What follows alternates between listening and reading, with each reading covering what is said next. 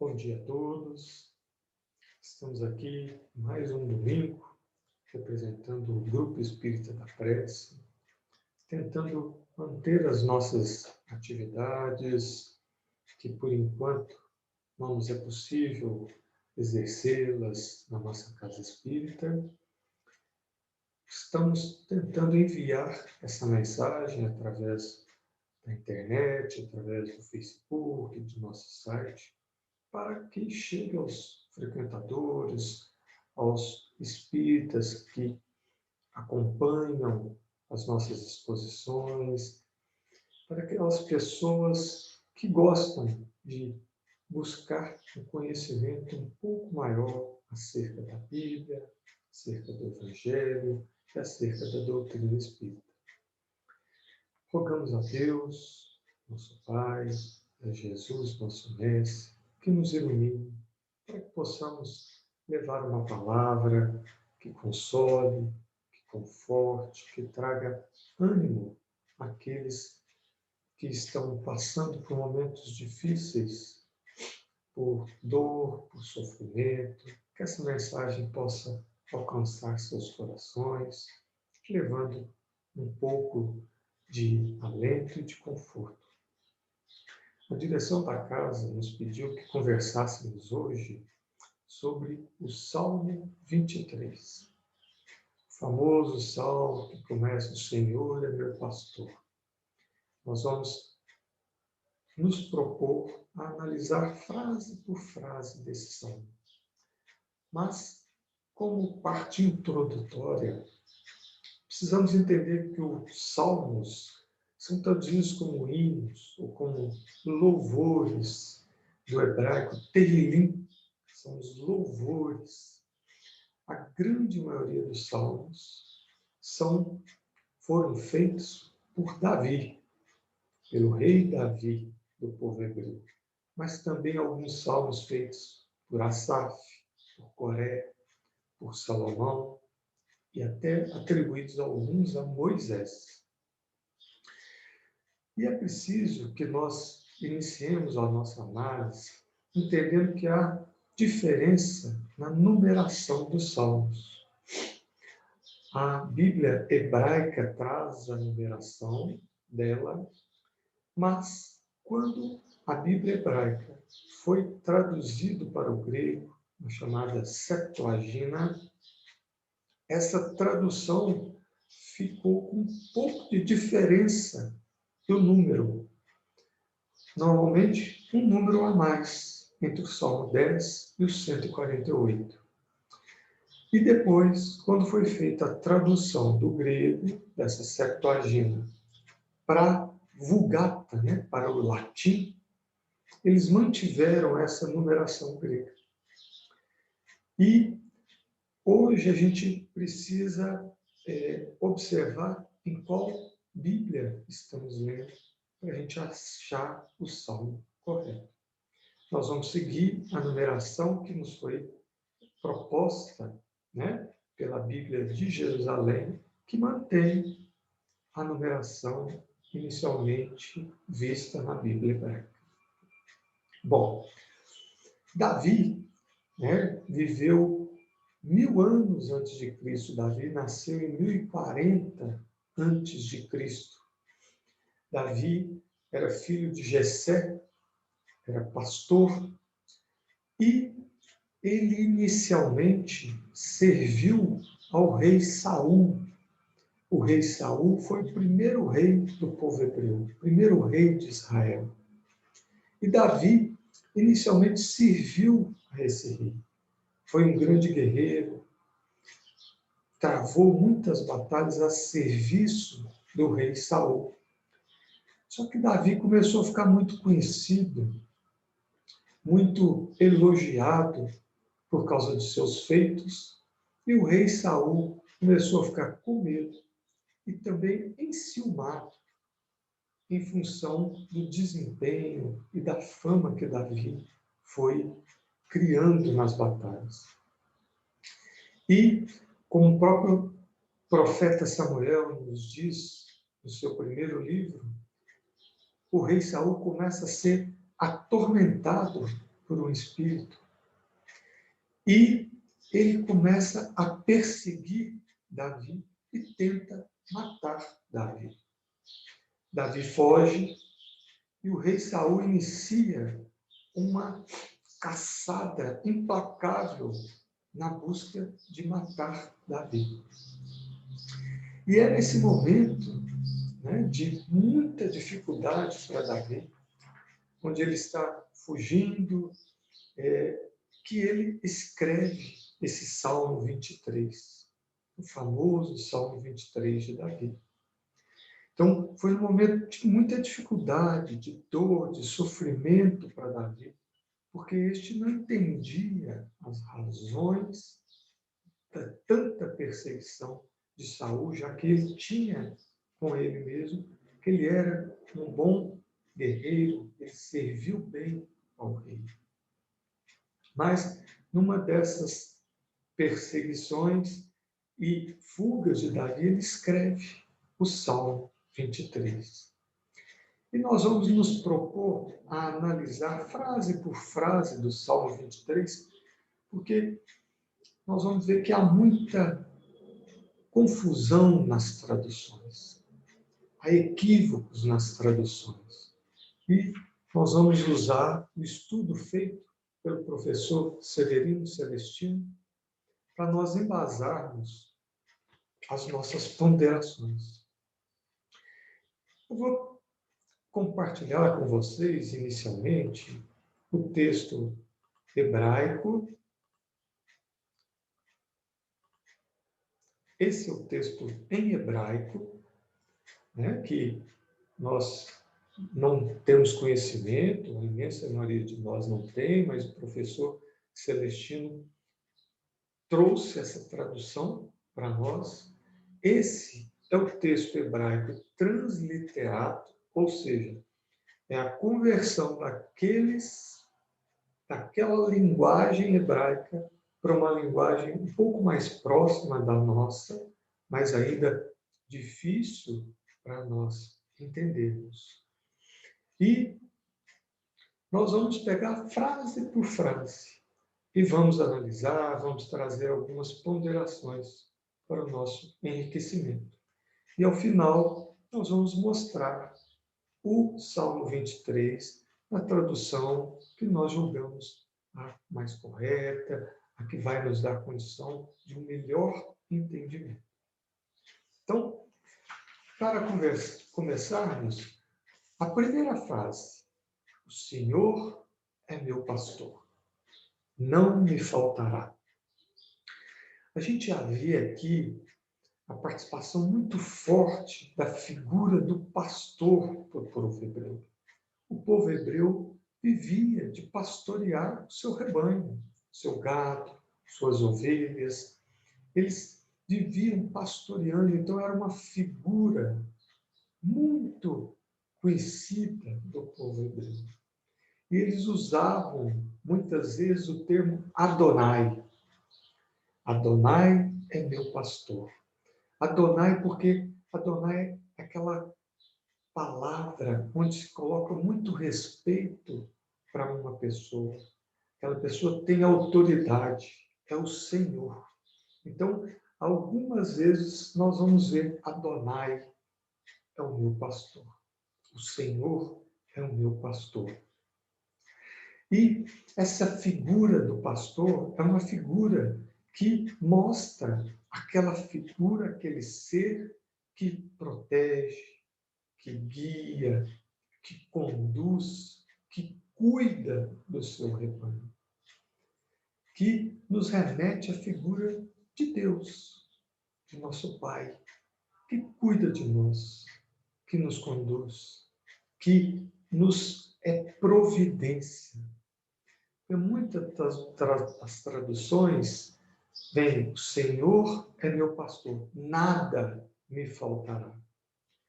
E a tradução correta é: o Senhor é meu pastor, não me faltará. Porque Deus não pode ser encarado como um provedor de coisas para nós, de coisas materiais. A ideia do povo hebreu era um Senhor que cuida de nós, que nos dá o que é importante, que nos oferece oportunidades, e não como um Deus provedor de coisas materiais. Então, o primeiro grande equívoco nas traduções é quando o Senhor é meu pastor, não, nada me faltará. Porque traz o Senhor como um provedor de coisas materiais. E a ideia do povo hebreu era: o Senhor é meu pastor, não me faltará. Ele, o Deus, não me faltará. Se eu aderir a esse Deus, se eu me colocar a serviço desse Deus, Ele não me faltará. Ele me consolará. Ele cuidará de mim. Ele me oferecerá o que é importante para mim. E nós seguimos na segunda frase: em verdes pastagens me fará descansar. Aqui a gente observa, e eu vou chamar a atenção, tudo vai para o futuro. Né? O Senhor é meu pastor, não me faltará no futuro. Todos os verbos do Salmo 23 irão para o futuro, o que denota a confiança de Davi em Deus. Então, quando ele chega aqui, ele já diz: em verdes pastagens me fará descansar. A gente remete novamente ao pastor que leva o seu rebanho para os melhores lugares.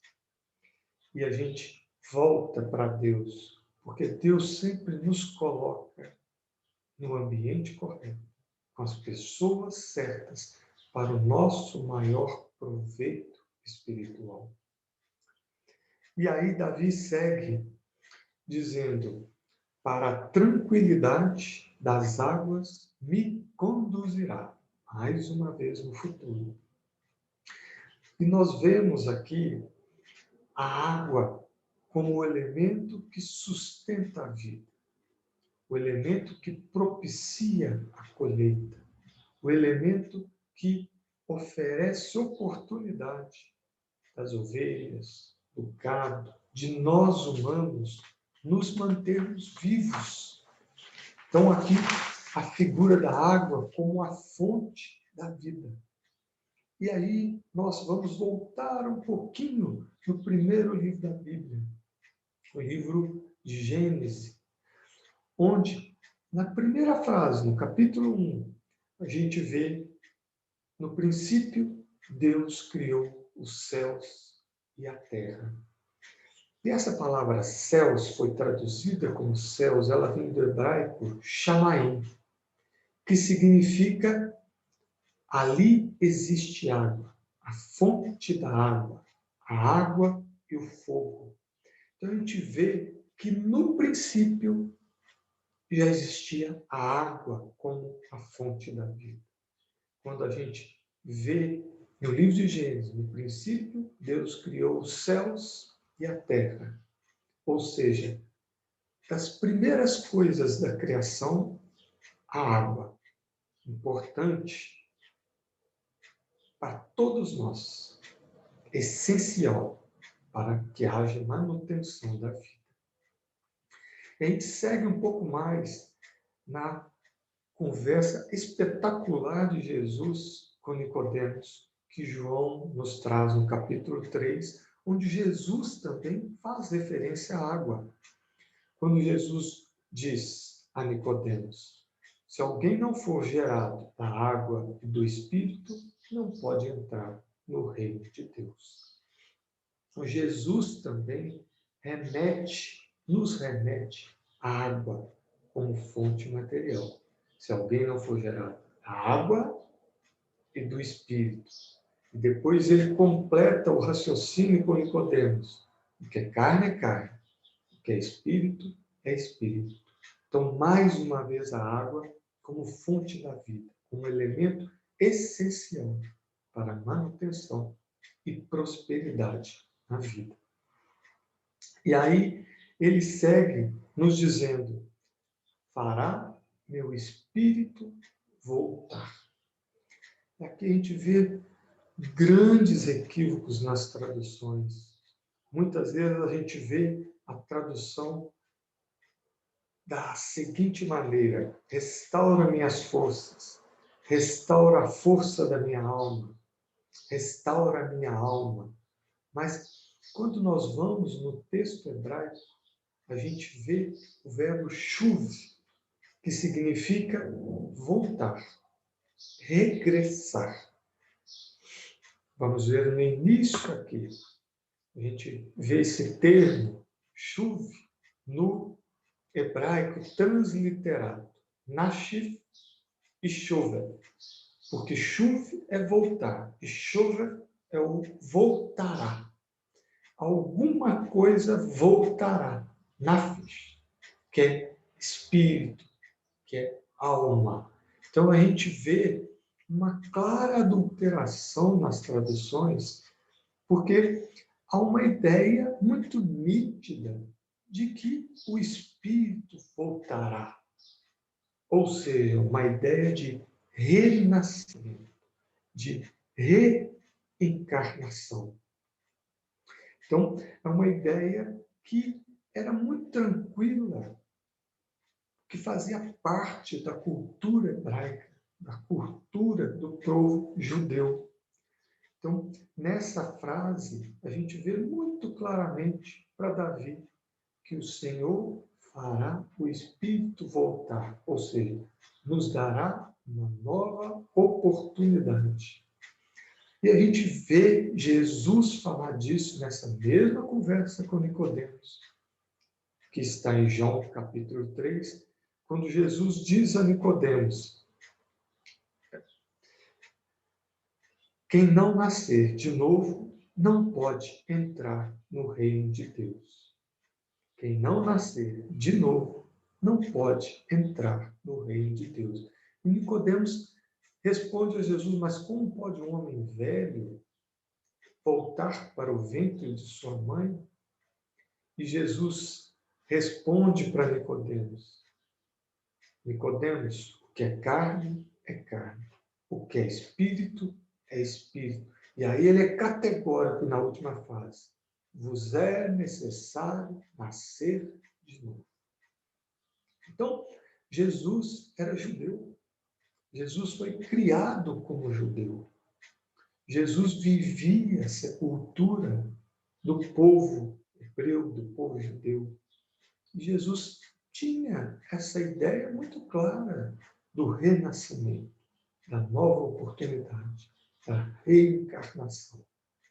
E a gente segue no Salmo para mais uma frase: ele me guiará por trilhas justas, por causa do seu nome.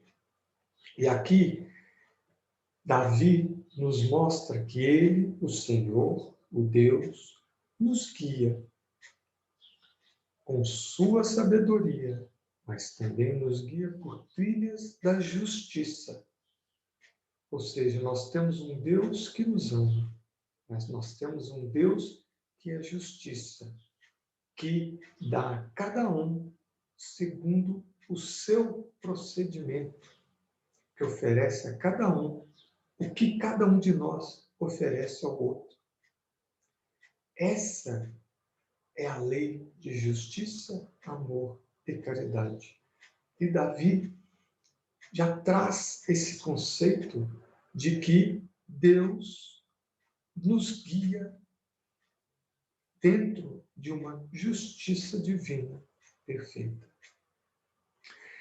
E ele segue com a frase seguinte do Salmo 23, onde Davi nos diz: ainda que eu caminhe pelo vale da morte, não temerei nenhum mal, pois tu estás comigo. E aí Davi já nos remete para uma vida no plano espiritual. Ainda que eu caminhe pelo vale da morte, depois que eu abandonar esse corpo físico e eu me for retornar para o plano espiritual e começar a viver uma vida como espírito, Davi tem a certeza que não temerei nenhum mal, pois Deus, estás comigo. Ou seja, Deus, através de seus mandatários, dos seus servidores do bem, vai cuidar de nós, depois que fizermos a passagem do plano material para o plano espiritual. E Davi segue, com mais uma vez nos trazendo a imagem do pastor, onde ele diz: teu bastão e teu cajado me confortaram.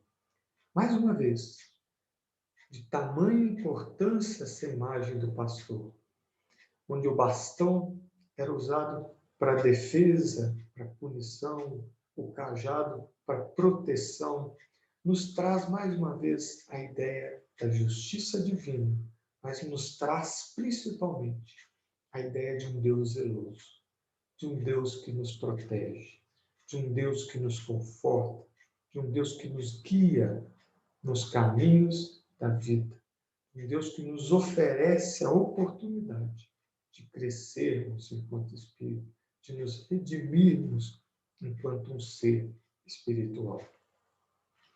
E ele segue com mais uma informação importantíssima. Diante de mim prepararás uma mesa na presença dos meus provocadores. Aqui a gente vê em algumas traduções a ideia de na presença dos meus inimigos. Mas a palavra tizarar, em hebraico, significa opressor, provocador, aquele que nos oprime, nos incomoda. Então, Davi nos traz mais uma lição aqui. Diante de mim prepararás uma mesa na presença daqueles que me provocam. Ou seja, aqueles que nos induzem ao mal, aqueles que tentam nos desviar do caminho, aqueles que, porventura, nos tratam mal, nos incomodam, nos caluniam. Diante desses, eu vou oferecer um banquete. Eu vou oferecer uma refeição da paz. Porque a bondade, o ser bom, o ser cristão, vai se sobrepor ao mal, à opressão, aquele que nos quer prejudicar. Então, aqui ele traz um conceito de oferecer a outra face, aqueles que nos desejam mal, aqueles que nos mostram, com uma linguagem toda simbólica, de oferecer uma refeição, de oferecer um bom, o que nós temos de melhor para o outro. E ele segue, agora já como nos falando do Messias, ele segue dizendo: tu ungirás minha cabeça com óleo, minha taça transbordará. O ungir, com significado de abençoar, com significado de transformação espiritual, de direcionar para uma nova vida espiritual. Então, o ungir, o povo hebreu, o óleo da unção, no contexto do povo hebreu, foi preparado por Moisés. É um óleo que abençoa, um óleo que nos dá uma nova direção.